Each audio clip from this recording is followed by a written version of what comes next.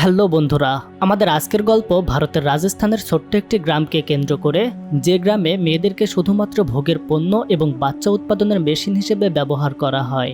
সেখানে একটি মেয়েকে বিয়ে করে গ্রামের সবাই মিলে ভোগ করত। এমনকি মেয়েদের দিয়ে তারা বাইরের সমস্ত কাজ করিয়ে নিত এবং ইনকাম করাতো। কিন্তু এত কিছু করার পরেও সেই নারীদেরকেই পুরুষরা কঠিন নির্যাতন করত। আর এত নির্যাতন সহ্য করার পরেও ওই ছোট্ট গ্রামের 3 বীরঙ্গনা নারী সমাজের বাইরে গিয়ে পুরুষদের নির্যাতনের অবসান ঘটানোর জন্য নিজেদের স্বামীদের হত্যা করে পুরো গ্রামের মেয়েদের ভাগ্য পরিবর্তন করে দিয়েছিল। আমি বাজি ধরে বলতে পারি, এই গল্পটি শুনতে শুনতে আপনার চোখ বেয়ে কখন যে পানি গড়িয়ে পড়বে সেটা আপনি বুঝতেও পারবেন না। তাহলে চলুন দেখা শুরু করা যাক কিভাবে ওই 3 নারী তাদের সমাজটাকেই পরিবর্তন করে দিয়েছিল। গল্পের শুরুতে আমাদেরকে ছোট্ট একটি গ্রাম দেখানো হয়। সেই গ্রামের মানুষজন খুবই দরিদ্র ছিল। আসলে ভারতের বেশিরভাগ প্রদেশের মানুষই খুবই গরিব শ্রেণীর। সে গ্রামে শিক্ষা ব্যবস্থার তেমন একটা উন্নতিও ঘটেনি।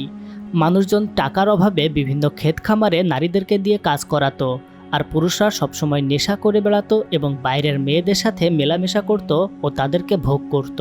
এই গ্রামেই 2 জন মেয়ে থাকতো। তাদের একজনের নাম রানী আর আরেকজনের নাম লাজু। রানীর হাজব্যান্ড অনেক আগে মারা গেলেও লাজুর স্বামী এখনও বেঁচে আছে, কিন্তু সবার মতো তার স্বামীও তাকে অনেক নির্যাতন করে এবং সবসময় তার সাথে খারাপ আচরণ করে। রানী এবং লাজু 2 জন খুবই কাছের ফ্রেন্ড। তারা প্রায় সবসময়ই একসাথে থাকে। এদিকে রানীর গোলাপ নামের 18 বছর বয়সের একটি ছেলে আছে, আর আজকে রানী তার ছেলেকে বিয়ে দেওয়ার জন্য অন্য একটি গ্রামে মেয়ে দেখতে যাচ্ছে লাজুকে সাথে নিয়ে। তারা বাসে করে বেশ কিছুক্ষণ জার্নি করার পর সেই গ্রামে গিয়ে পৌঁছায়। ভারতের রাজস্থানে আবার একটা দারুণ নিয়ম রয়েছে। এখানে ছেলেকে বিয়ে দেওয়ার জন্য মেয়েদেরকে প্রচুর পরিমাণে অর্থ যৌতুক হিসেবে দেওয়া লাগে। রানী এবং লাজু যখন সেই কন্যার বাড়ি এসে পৌঁছায়, তখন তাদেরকে সুন্দর আপ্যায়ন করার পরে মেয়ে দেখানো হয়। এই মেয়েটির বয়স মাত্র 14 বছর, আর তার নাম ছিল জোনাকি। জোনাকি অনেক সুন্দরী এবং বাচ্চা একটি মেয়ে। জোনাকির সুন্দর চেহারা আর লম্বা লম্বা চুল দেখে রানীর তাকে অনেক ভালো লাগে। তাই মেয়ে দেখা শেষ হলে জোনাকির বাবা রানীকে বলে, আমাদের মেয়েকে বিয়ে করতে হলে 4 লক্ষ টাকা যৌতুক দিতে হবে। কিন্তু সমস্যা হচ্ছে, রানী অনেক গরিব ছিল। একে তো তার হাজব্যান্ড বেঁচে নেই, তারপর আবার তার ছেলে কোনো কাজ করে না। সে বেকার ঘুরে বেড়ায় এবং অন্য ছেলেদের সাথে আড্ডা দিয়ে সময় কাটায়। রানী যখন মেয়ে দেখছিল, তখন তার ছেলে গোলাপ তার কাছে ফোন দেয়। গোলাপ রানীর কাছে জিজ্ঞেস করে মেয়ে দেখতে কেমন। রানী যখন গোলাপের কাছে ওই মেয়ের বর্ণনা করে এবং বলে সে অনেক সুন্দর আর তার বড় লম্বা লম্বা চুল আছে, তখন সে অনেক খুশি হয় এবং সে তার মা রানীকে বলে যেভাবেই হোক তার মা যেন তার বিয়ে ঠিক করেই আসে। ছেলের এই কথা শুনে এক প্রকার বাধ্য হয়ে রানী তার ছেলে গোলাপের বিয়ে এই মেয়ের সাথেই ঠিক করে আসে। কিন্তু সে বুঝতে পারে না এতগুলো টাকা সে কোথায় পাবে। তখন লাজু তাকে একটা পরামর্শ দেয়। লাজু রানীকে বলে, বেশি চিন্তা করিস না, যেভাবেই হোক দেখবি টাকা ঠিকই ম্যানেজ হয়ে যাবে। কিন্তু এই মেয়েটি হাতছাড়া হয়ে গেলে তোর ছেলেকে আর বিয়ে দেওয়া সম্ভব হবে না, আর বিয়ে না দিলে তোর ছেলে দুষ্ট ছেলেদের সাথে আড্ডা দিয়ে আরও বকে যাবে। এরপর বিয়ে ঠিক করে তারা 2 জন আবারও বাসে করে নিজেদের বাড়িতে চলে আসে। এদিকে গোলাপ তার বন্ধুদের সাথে একটি চায়ের দোকানের সামনে আড্ডা দিচ্ছিল। তার বন্ধুরা তাকে বিয়ে নিয়ে মজা করছিল, আর তারা বলা বলি করছিল সে যদি বিয়ে করে নেয় তাহলে তো অন্য মেয়েদের কাছে আর যেতে পারবে না। এখানে একটা ব্যাপার আছে, গোলাপ বয়সে অনেক ছোট হলেও সে ইতোমধ্যেই তার বন্ধুদের সাথে মিলে পতিতাদের কাছে যায় খারাপ কাজ করার জন্য। মূলত এই কারণেই তার মা তাকে বিয়ে দিতে চাইছে। গোলাপ যখন তার বন্ধুদের সাথে আড্ডা দিচ্ছিল, তখন সেখানে একটা মেয়ে দাঁড়িয়েছিল। মেয়েটি এখান থেকে একটা স্কুলে যায় শিক্ষকতা করার জন্য। তাদের গ্রামে যে অল্প কয়েকজন মানুষ শিক্ষিত ছিল, এই মেয়েটি তাদের মধ্যে একজন। মেয়েটির বাড়ি এই গ্রামে ছিল না। সে মূলত এই গ্রামের কিষান নামের একটি ছেলের বউ। কিষান যখন বিশ্ববিদ্যালয়ে পড়াশোনা করত, তখন সে এই মেয়েটিকে বিয়ে করে নিয়ে এসেছিল। গোলাপ এবং তার বন্ধুরা মিলে এই মেয়েটিকে ইপটিজিং করছিল। সেই মুহূর্তে সেখানে কিষান চলে আসায় ছেলেগুলো চলে যায়। এর পরের সিনে দেখা যায় গ্রামের পঞ্চায়েতকে নিয়ে একটা বিচার কার্য বসেছে। এই গ্রামেরই লক্ষ্মী নামের একটি মেয়ের পাশের অন্য একটি গ্রামে বিয়ে হয়, কিন্তু লক্ষ্মীর স্বামী তাকে অনেক নির্যাতন করায় লক্ষ্মী নিজের বাড়িতে চলে আসে এবং সে তার স্বামীর কাছে আর যেতে চায় না। কিন্তু এখন পঞ্চায়েতরা মিলে এবং গ্রামের সব লোকজন মিলে লক্ষ্মীকে জোর করে তার স্বামীর কাছে পাঠিয়ে দিতে চায়। কারণ গ্রামের রীতি হচ্ছে মেয়েদেরকে একবার বিয়ে দেওয়া হয়ে গেলে তারা আর কখনো নিজেদের বাড়িতে ফিরে আসতে পারবে না। সেখানে কিষান নামের সেই শিক্ষিত ছেলেটিও উপস্থিত ছিল। লক্ষ্মীকে যখন এক প্রকার জোর করে তার স্বামীর বাড়িতে পাঠিয়ে দেওয়া হচ্ছিল, তখন কিষান পঞ্চায়েতকে উদ্দেশ্য করে বলে, এটা আবার কেমন বিষয়? লক্ষ্মী যদি তার স্বামীর কাছে না যেতে চায় তাহলে তাকে কেন জোর করে দেওয়া হবে? তার এমন কথা শুনে পঞ্চায়েত বলে, তুমি চুপ করে থাকো, তুমি নিজেই তো বাইরের দেশের একটি মেয়েকে বিয়ে করে এখানে নিয়ে এসেছো, তুমি আবার বড় কথা বলতে চাও কেন? এমন কথা শুনে কিষান চুপ হয়ে যায় এবং তার বউ মনে মনে অনেক কষ্ট পায়। লক্ষ্মীকে যখন গাড়িতে তোলা হচ্ছিল তখন লক্ষ্মী তার বাবা মাকে বলে সে স্বামীর কাছে যেতে চাইছে না, কারণ তার স্বামী ছিল অক্ষম, আর তার স্বামীর বাবা এবং ভাই মিলে তার সাথে জোর করে খারাপ কাজ করার অনেক চেষ্টা করেছে, এজন্যই সে আর যেতে চায় না। কিন্তু যেহেতু পঞ্চায়েত নির্দেশ দিয়েছে তাই তার বাবা মায়েরও এখন কিছু করার নেই। লক্ষ্মীকে গাড়িতে তুলে দেওয়া হলে সে কাঁদতে কাঁদতে পিছনে ফিরে তাকায়। এখানে সব মেয়েদের সাথে প্রতিনিয়ত এমনটাই ঘটে চলেছে। এদিকে বিচার কার্য শেষ হয়ে গেলে সব মেয়েরা মিলে কিষানের বাড়িতে আসে। আসলে কিষান শহর থেকে পড়াশোনা শেষ করে এসে গ্রামের মেয়েদেরকে দিয়ে নকশি কাঁথা বানানোর কাজ করাতো। রাজস্থানের এই এলাকার মেয়েরা খুব সুন্দর হাতের কাজ করত। তারা হাতে সেলাই করে শাড়িতে খুব সুন্দর সুন্দর কাজ করতে পারত। এই জিনিসটাকেই কিষান কাজে লাগিয়ে গ্রামের মেয়েদের অর্থ উপার্জন করার একটা সুন্দর পথ তৈরি করে দিয়েছিল। সে ওই কাপড়গুলোকে নিয়ে গিয়ে শহরে বিক্রি করত এবং মেয়েদেরকে ন্যায্য মূল্য পারিশ্রমিক হিসেবে দিয়ে দিত। তার কাছে রানী এবং লাজুও কাজ করত। এভাবে তারা কিছুটা হলেও নিজেদের দারিদ্রতা কমাতে পারত। এরপর দেখা যায় গ্রামে একটা নাচ দেখানোর সার্কাস এসেছে। এই সার্কাসে সুন্দরী সুন্দরী মেয়েদের নাচানো হতো। রাত হলে সব পুরুষরা নেশা করে সার্কাসে নাচ দেখতে আসতো, কিন্তু ঘরে তাদের বউরা একা থাকতো। এই সার্কাসে যে সুন্দরী মেয়েটি নাচতো তার নাম বিজলি। সে সার্কাসের নাচানাচির পাশাপাশি একজন পতিতা হিসেবেও কাজ করত, অর্থাৎ যাদের অনেক টাকা আছে তারা বিজলিকে পুরো রাতের জন্য ঠিক করতে পারে। এদিকে রানী এবং লাজু যখন জানতে পারে বিজলি আবারও গ্রামে ফিরে এসেছে, তখন তারা দুজন দৌড়ে বিজলির সাথে দেখা করতে আসে, কারণ তারা তিনজন খুব ছোট থেকেই অনেক ভালো বন্ধু ছিল। বিজলিও তাদেরকে পেয়ে অনেক খুশি হয়, কারণ তাদের অনেক দিন পর দেখা হলো। তারা ছোটবেলায় তিনজন সবসময় একসাথে থাকতো এবং অনেক মজা করত। এদিকে তারা গল্প করতে করতে যখন রানী বলে ছেলে গোলাপের জন্য সে বিয়ে ঠিক করেছে, এটা শুনে বিজলি অনেক খুশি হয়। তারপর গল্প শেষ হলে তারা নিজেদের বাড়িতে চলে আসে। বাড়িতে এসে লাজু সেলাইয়ের কাজ করছিল। এমন সময় তার স্বামী নেশা করে বাড়িতে ফিরে আসে, কিন্তু সে যখন দেখতে পায় লাজু হাতের কাজ করছে তখন সে তাকে মারধর করে এবং বলে, তুই কিষান নামের ছোকরাটার কামুয়ালি হয়ে গেছিস। এদিকে লাজুদের বিয়ের অনেক বছর পার হয়ে গেলেও তাদের এখনও কোনো বাচ্চা হয়নি। তাই লাজু যখন তার স্বামীকে বলে, চলো না আমরা শহরে গিয়ে একটা ডাক্তার দেখিয়ে পরীক্ষা করে আসি আমাদের কোনো বাচ্চা হয় কিনা, তখন তার স্বামী তাকে বলে, তুই যা পরীক্ষা করে আয়, আমি যাব না। কিন্তু লাজু যখন বলে, কেন তুমি করবা না, সমস্যা তো তোমারও থাকতে পারে। এটা শুনে তার স্বামী তাকে অনেক মারধর করে এবং বলে, তুই বলতে চাচ্ছিস আমি কাপুরুষ, আমার জন্য তোর বাচ্চা হচ্ছে না? আর এভাবেই সে লাজুকে প্রতিনিয়ত মারধর করে। যাই হোক, কয়েকদিন পর যখন গোলাপের বিয়ের সময় চলে আসে তখন রানী একটা বাসে করে তার আত্মীয় স্বজন এবং পাড়া প্রতিবেশীদেরকে নিয়ে গোলাপের বিয়ে দিতে নিয়ে যায়। সেখানে লাজু এবং তার স্বামীও ছিল। রানী অনেক ধার দেনা করে এবং তার নিজের বাড়িটা বন্ধক রেখে যৌতুকের টাকা নিয়ে এসেছিল। এরপর মহা ধুমধামে গোলাপের বিয়ে হয়ে যায়। বিয়ে শেষ হলে তারা যখন বউ নিয়ে চলে যাবে তখন জোনাকির মা রানীকে ডেকে নিয়ে একটা আলাদা রুমে নিয়ে আসে এবং সে জোনাকির মাথার কাপড় ফেলে দিয়ে দেখায় জোনাকির মাথার চুল সব কাটা। জোনাকির মা রানীকে বলে, কয়েকদিন আগে তার মাথায় একটা ইনফেকশন হওয়ার কারণে তার সব চুল কেটে ফেলতে হয়েছে, আর এতে যেন তারা কিছু মনে না করে। কিন্তু রানী এটা দেখে বলে, তার লম্বা লম্বা চুলের জন্যই তো আমি তাকে এত টাকা যৌতুক দিয়ে আমার ছেলের সাথে বিয়ে করাচ্ছি।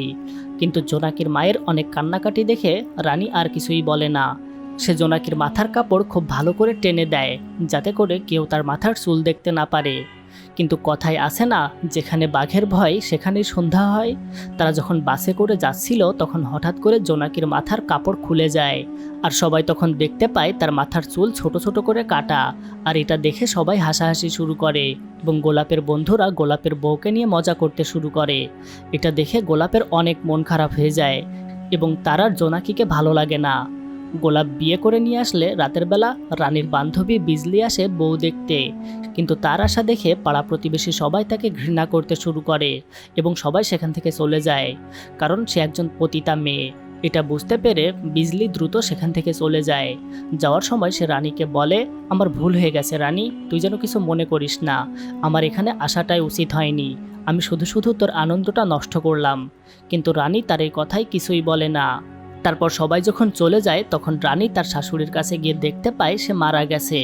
আর বিয়ের দিন রাতেই তাদের বাড়িতে মানুষ মরে যাওয়ার কারণে গোলাপ তার বউকে অলক্ষণে মনে করে, কিন্তু আসলে ওই মহিলা অনেক বৃদ্ধা ছিল এবং সে বহুদিন ধরে বিছানায় পড়েছিল। দাদি মারা যাওয়ায় গোলাপ আরও কষ্ট পায় এবং তার শেষকৃত্য অনুষ্ঠান করতে করতে রাত শেষ হয়ে যায়। গোলাপ তখন বাড়ি থেকে বেরিয়ে পড়ে এবং পরের 2 দিন সে আর বাড়িতে আসে না। 2 দিন পর রানী দেখতে পায় গোলাপ মদ খেতে খেতে নেশা করে বাড়িতে ফিরে এসেছে। সে তার ছেলের কাছে গেলে গোলাপ তার মায়ের সাথে খারাপ আচরণ করে এবং তারপর সে বউয়ের কাছে যায় এবং বউকে অনেক নির্যাতন করতে শুরু করে। তার বউ ছোট্ট একটা বাচ্চা হওয়ায় গোলাপের নির্যাতন সে সহ্য করতে পারে না, তাই সে অনেক চেঁচামেচি করতে শুরু করে। কিন্তু রানী ভাবে সে নতুন বউ, তাই হয়তো একটু কষ্ট হচ্ছে। রানী এটা শুনতে না পেরে বাড়ি থেকে বেরিয়ে বিজলির কাছে চলে যায় এবং তার কাছে সেই রাতটা থাকে। সকালবেলা উঠে রানী দেখতে পায় জোনাকি ঠিকমতো হাঁটতে পারছে না আর তার ছেলে ব্যাগ গুছিয়ে নিয়ে কাজে যাচ্ছে। তখন সে গোলাপকে কাজে যাচ্ছে কিনা জিজ্ঞেস করলে গোলাপ তাকে বলে, ফোনে তুমি আমাকে বলেছিলে জোনাকির এত লম্বা লম্বা চুল যে দেখলে তুমি পাগল হয়ে যাবে। সত্যিই তার চুল দেখে তো আমি পাগল হয়ে গেছি, আর এজন্য আমি বাড়ি থেকে চলে যাচ্ছি। কিন্তু গোলাপ আসলে কোথাও যায়নি। রাত হলে দেখা যায় সে তার বন্ধুদের সাথে মদ খাচ্ছে আর আড্ডা দিচ্ছে। তারা সবাই কিষানের বাড়িতে গিয়ে গ্রামের মেয়েদের সেলাই করা কাপড়গুলো বের করে আর তারপর সেগুলোতে প্রস্রাব করে নষ্ট করে দিতে থাকে। কিন্তু তখন কিষান চলে আসলে সবাই তাকে গালি দিতে দিতে পালিয়ে যায়। আসলে এই ছেলেগুলি কিষানকে একদমই পছন্দ করতো না, কারণ কিষান অনেক ভালো ছেলে হওয়ায় সে খুব উন্নতি করছিল আর তার এই উন্নতিটাকে তারা কোনোভাবেই দেখতে পারতো না। ওই দিন রাতেই লাজু কাঁদতে কাঁদতে রানীর বাড়িতে আসে, কারণ আজকেও তার স্বামী তাকে অনেক মারধর করেছে। রানী তার কাপড় খুলে শরীরে মলম লাগিয়ে দেয় এবং তারা দুজন মিলে অনেক কান্না করে, কারণ মেয়ে হওয়ায় তাদের আজ এত যন্ত্রণা ভোগ করতে হচ্ছে। সকালে রানী কিষানের বাড়িতে এসে দেখতে পায় তাদের সেলাই করা কাপড়গুলো কারা যেন নষ্ট করে দিয়েছে। কিষান তাকে বলে গোলাপ তার বন্ধুদের সাথে মিলে মাতলামি করতে করতে এই কাজটি করেছে। এটা শুনে রানী খুব কষ্ট পায় এবং সে বুঝতে পারে তার ছেলেটা নষ্ট হয়ে গেছে। এরপর আরও বেশ কিছুদিন গোলাপ বাড়িতে আসে না, তাই রানী ছেলের খোঁজ নিতে গোলাপের বন্ধুদের কাছে যায়। তখন তার বন্ধুরা বলে গোলাপ ভয়ানক একটা বিপদে পড়ে গেছে। সে বেশ কিছুদিন আগে একটা পতিতালয়ে গিয়েছিল খারাপ কাজ করার জন্য, কিন্তু তারা তাকে আটকে রেখেছে। এই কথা শুনে গোলাপ সেখানে ফোন করে জানতে পারে তারা গোলাপের কাছে অনেক টাকা পায় আর এই কারণেই তারা তাকে আটকে রেখেছে। সুতরাং সে যদি টাকা দিয়ে দেয় তাহলে তারা তার ছেলেকে ছেড়ে দিবে।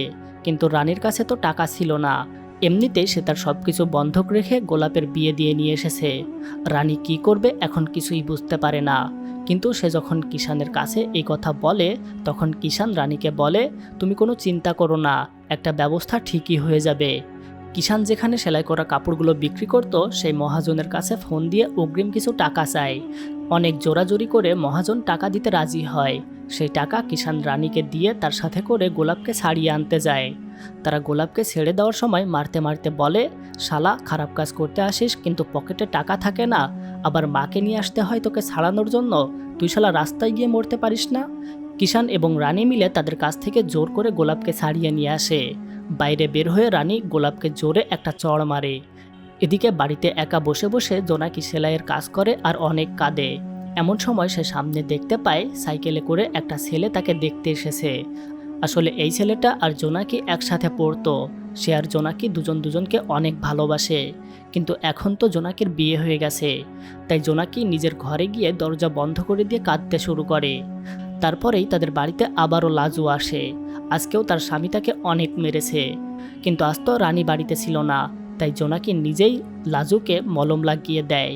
বাচ্চা মেয়েটির এমন মায়া দেখে লাজু তাকে জড়িয়ে ধরে কাঁদতে শুরু করে। কয়েকদিন পরে লাজুকে সাথে নিয়ে বিজলি সার্কাসের একটি গাড়িতে করে রানীর বাড়িতে আসে। তারা রানীকে বলে, চল না আমরা আজ একটু অনেক দূর থেকে ঘুরে আসি। এটা শুনে রানী তাদের গাড়িতে ওঠে, কিন্তু সে গাড়িতে উঠেই দেখতে পায় জোনাকিও চলে এসেছে। তাই তারা তাকেও গাড়িতে উঠিয়ে নেয়। জীবনের সব নির্যাতন, সব দারিদ্রতা, অসহায়ত্ব ভুলে তারা 4 জন নারী এনজয় করতে শুরু করে। মজা করা শেষ হলে তারা 3 বান্ধবী মিলে এক জায়গায় বসে গল্প করতে শুরু করে। তারা পুরুষ জাতের নির্যাতন নিয়ে গালাগালি করতে শুরু করে এবং উঁচু একটা জায়গায় উঠে সবাই মিলে চিৎকার করে পুরুষ জাতিকে গালি দিতে থাকে। গল্প করার সময় রানী হঠাৎ করে বলে, মেয়েদের একটা বাচ্চা না হলে সমাজে তার আর কোনো মূল্যই নেই। এই কথা শুনে লাজুর অনেক খারাপ লাগে, কারণ তার তো কোনো বাচ্চা ছিল না। তার মুখের দিকে তাকিয়ে বিজলি তাকে একটা পরামর্শ দেয়। সে বলে, তুই তোর স্বামীকে টেস্ট করাতে পারিস না? কিন্তু লাজু বলে, আমি তাকে এটা বলেছি, কিন্তু সে উল্টো আমাকে এটা বলার জন্য অনেক মারধর করেছে। তখন বিজলি তাকে বলে, আমার পরিচিত একটা সাধু বাবা আছে, আমি তোকে তার কাছে নিয়ে যাব। তার মাধ্যমে প্রেগনেন্ট হয়ে তুই তোর স্বামীর কাছে বললে সে তোকে অনেক ভালোবাসবে। এই বুদ্ধিটা লাজুরও অনেক পছন্দ হয়। তাই পরদিন রাতে তারা 3 জন মিলে গাড়িতে করে সেই সাধু বাবার কাছে আসে। এরপর লাজুকে সাধু বাবার কাছে রেখে সে গাড়িতে করে রানীর কাছে চলে আসে, আর লাজু সাধু বাবার সাথে মেলামেশা করে। তারপর সেখান থেকে ফিরে তারা 3 জন মিলে নদীতে গোসল করে এবং সারা রাত এনজয় করে। সকালে তারা বাসায় ফিরে আসে। সকালে যখন রানী তার বাড়িতে কাজ করছিল, তখন সে দেখতে পায় সেই ছেলেটি আবার তার বাড়িতে এসেছে, আর এইবার ছেলেটি কয়েকটা বই নিয়ে এসেছে। কিন্তু রানী ছেলেটিকে দেখে ফেলায় সে বই ফেলে সেখান থেকে চলে যায়। তারপর জোনাকি গিয়ে বইটা কুড়িয়ে নিয়ে আসে। আসলে জোনাকির বই পড়তে অনেক ভালো লাগে, কিন্তু তার স্বামী তো কখনো তাকে বই কিনে দেয়নি। রানী জোনাকিকে আর কিছুই বলে না। সে জোনাকিকে সাথে নিয়ে কিষানের বাড়িতে যায়। আজকে তাদের কাজের পেমেন্ট দেওয়া হবে। সব মেয়েরাই অনেক করে টাকা ইনকাম করেছে। কিষান সবাইকে ন্যায্য টাকা বুঝিয়ে দেয় এবং রানীকে বলে, আমাদের কোম্পানি রানীর হাতের কাজ সবথেকে বেশি পছন্দ করেছে, তাই তাকে বেস্ট ওয়ার্কারের অ্যাওয়ার্ড দেওয়া হবে। আর সবাইকে এখন থেকে মান্থলি স্যালারি দেওয়া হবে, কারণ সবার কাজ কোম্পানির অনেক পছন্দ হয়েছে। একদিন রানীর ধার শোধ করার জন্য কিছু টাকার প্রয়োজন পড়েছিল, তাই সে তার সুটকেসটা খুলে টাকা নেওয়ার জন্য, কিন্তু সে দেখতে পায় সেখানে কোনো টাকা নেই। এটা দেখে সে মনে করে হয়তো জোনাকি তার টাকাগুলো নিয়ে সেই ছেলেটিকে দিয়ে দিয়েছে। তাই সে জোনাকিকে ডেকে জিজ্ঞেস করে সে কেন তার টাকা চুরি করেছে। জোনাকি বলে সে টাকা চুরি করেনি, কিন্তু রানী তাকে অনেক মারধর করে এবং কাঁদতে কাঁদতে বলে, আমি কত কষ্ট করে টাকাগুলো গুছিয়েছিলাম, কিন্তু আগে আমার ছেলে চুরি করত আর এখন ঘরের মেয়ে চুরি করে। তারপর রাতের বেলা যখন গোলাপ নেশা করতে করতে বাড়িতে ফিরে আসে, তখন জোনাকি তার কাছে গিয়ে জিজ্ঞেস করে, তুমি মায়ের টাকাগুলো চুরি করেছো তাই না? কিন্তু এটা বলার সাথে সাথে গোলাপ জোনাকিকে মারতে শুরু করে এবং বলে, তুই আমাকে চোর বানিয়ে দিচ্ছিস, অথচ সে কিছুক্ষণ আগেও চুরি করা টাকাগুলো গুনছিল। গোলাপের জোনাকিকে মারা দেখে রানীর নিজের স্বামীর কথা মনে পড়ে যায়। তার স্বামী যখন বেঁচে ছিল তখন সেও নেশা করে এসে তাকে কঠিন নির্যাতন করত, তাই সে সহ্য করতে না পেরে গোলাপকে তাড়িয়ে দেয়। কিন্তু গোলাপ বাড়ি থেকে বেরিয়ে যেতে চায়, আর বেরিয়ে যাওয়ার সময় সে তার মাকে বলে যায় সে যেন আর কোনোদিন তাকে খোঁজার চেষ্টা না করে। রানী দরজার কাছে বসে কাঁদতে শুরু করে। তখন জোনাকি তার কাছে এসে বলে, আমি তোমার টাকাগুলো চুরি করিনি মা, আর যে ছেলেটা এখানে আসে সে আর আমি একসাথে পড়তাম, তাকে আমি ভালোবাসতাম, তাই সে এতদূর পথ সাইকেল চালিয়ে চলে আসে আমাকে শুধুমাত্র দেখার জন্য, কিন্তু আমি কখনো তার সাথে দেখা করি না মা, আর আমি টাকাগুলো চুরি করিনি। রানী কাঁদতে কাঁদতে জোনাকির মাথায় হাত বুলিয়ে দেয়। আর সকাল হলে রানী যে মহাজনের কাছে বাড়ি বন্ধক রেখেছিল তাকে ডেকে বাড়িটা তার নামে লিখে দেয়, আর লোনের টাকা শোধ করে আর বাকি টাকাটা নিয়ে সে জোনাকির বয়ফ্রেন্ড সেই ছেলেটাকে ডাকে আর তার হাতে সমস্ত টাকাগুলো তুলে দিয়ে জোনাকিকেও তার কাছে দিয়ে দেয় এবং সে তাদেরকে বলে তারা দুজন যেন এখান থেকে অনেক দূরে পালিয়ে যায় এবং নিজেদের মতো করে বাঁচে। রানী ছেলেটিকে আরও বলে, এই বাচ্চা মেয়েটি আমার মেয়ে হয়, তাই কখনো যদি শুনি তুমি ওর কোনো কষ্ট দিয়েছো তাহলে কিন্তু আমি তোমাকে দেখে নেব, মনে থাকে যেন। তারপর জোনাকি রানীকে বিদায় জানিয়ে সেই ছেলেটিকে নিয়ে দূরে কোথাও চলে যায়। এখন জোনাকি অনেক খুশি, আর এতদিনে তার চুলও কিছুটা বড় হয়েছে। জোনাকি চলে গেলেও গোলাপ আর বাড়ি ফিরে আসে না। সে তার বন্ধুদের সাথে মিলে আরও নষ্ট হয়ে যায়। তারপর কিষানের উপর হিংসা করে তারা সবাই মিলে একদিন রাস্তায় কিষানকে ট্রাক নিয়ে তাড়া করে। কিষান ব্যবসা করে বাসায় ফিরছিল। তারপর গোলাপ ও তার বন্ধুরা কিষানকে রাস্তায় ফেলে অনেক মারধর করে এবং তার কাছে থাকা সব টাকাগুলো কেড়ে নিয়ে তাকে আধমরা অবস্থায় রাস্তায় ফেলে পালিয়ে যায়। পরদিন সকালে রানী কিষানদের বাড়িতে গিয়ে দেখতে পায় কিষানের বউ তাকে নিয়ে এখান থেকে চলে যাচ্ছে। চলে যাওয়ার কারণ জিজ্ঞেস করলে কিষানের বউ রানীকে বলে, তোমার ছেলে গোলাপ আর তার বন্ধুরা মিলে আমার কিষানকে প্রায় মেরেই ফেলেছিল, কিন্তু আমরা তোমাদের কি ক্ষতি করেছিলাম বলো? বরং এই গ্রামের উন্নয়নের জন্য এবং গ্রামের মেয়েদের কষ্ট লাঘব করার জন্য আমার স্বামী তোমাদের কাজ দিয়েছিল, আর তাকেই তোমরা মেরে ফেলতে চাইছিলে। যাই হোক, এখন আমরা এই গ্রাম থেকে অনেক দূরে চলে যাব। এই বলে তারা সেখান থেকে চলে যায়। এদিকে সাধু বাবার সাথে মেলামেশা করার জন্য লাজু প্রেগনেন্ট হয়ে গিয়েছিল, কিন্তু এই কথাটি সে যখন তার স্বামীর সাথে বলে তখন খুশি হওয়ার পরিবর্তে উল্টো তার স্বামী তাকে আরও মারধর করে এবং তাকে বলে, বল তুই রাতের বেলা কার সাথে শুয়েছিলি, না হলে তুই প্রেগনেন্ট হবি কেন? এবার লাজু বলে, তাহলে তুমি স্বীকার করে নাও যে তোমার নিজের সমস্যার জন্য বাচ্চা হয় না। কিন্তু এই কথা শুনে সে তাকে আরও মারতে শুরু করে। তবে সেই মুহূর্তে রানী এসে দেখতে পায় লাজুকে তার স্বামী মারছে। এটা দেখে সে তাকে থামানোর চেষ্টা করে, কিন্তু লাজুর স্বামী রানীকেও মারতে শুরু করে। তখন তারা দুজন মিলে লাজুর স্বামীকে মারতে শুরু করে, আর এক পর্যায়ে পাশের একটা প্রদীপের আগুন থেকে লোকটির গায়ে আগুন লেগে যায়। রানী আগুন নেভানোর চেষ্টা করলে লাজু তাকে থামায়। তারপর রানীকে বাইরে বের করে নিয়ে এসে সে বলে, অমন স্বামীর কোনো দরকার নেই, সে মরুক গে, চল আমরা এখান থেকে পালিয়ে যাই। তারা দুজন তাকে ফেলে চলে গেলে লোকটি সেখানেই মারা যায়। তারপর লাজু আর রানী সোজা বিজলির কাছে যায়। বিজলি তাদের দুজনকে নিয়ে সার্কাসের গাড়িটা করে তারা তিনজন গ্রাম থেকে পালিয়ে যায়। তারা এক জায়গায় থেমে সিদ্ধান্ত নেয় এখন থেকে তারা তিনজন একসাথে নিজেদের মতো করে বাঁচবে। তারা তাদের বাকি জীবনটা এনজয় করে কাটাবে, আর কখনো তারা এই পুরুষ শাসিত সমাজে ফিরে আসবে না। তখন হঠাৎ করে বিজলি দেখতে পায় রানীর চুল একটুখানি পুড়ে গেছে। তখন বিজলি তাকে মজা করে বলে, কিরে, এখন কি তাহলে আমরাও জোনাকির মতো চুল ছোট করে কেটে পুরুষ হয়ে যাব? তারপর সকাল হলে দেখা যায় সত্যিই তারা তিনজন চুল কেটে দূরে কোথাও চলে যাচ্ছে। হ্যালো বন্ধুরা, এই অসাধারণ মুভিটা এখানেই শেষ হয়ে যায়। তো গল্পটি কেমন লেগেছে জানাতে ভুলবেন না।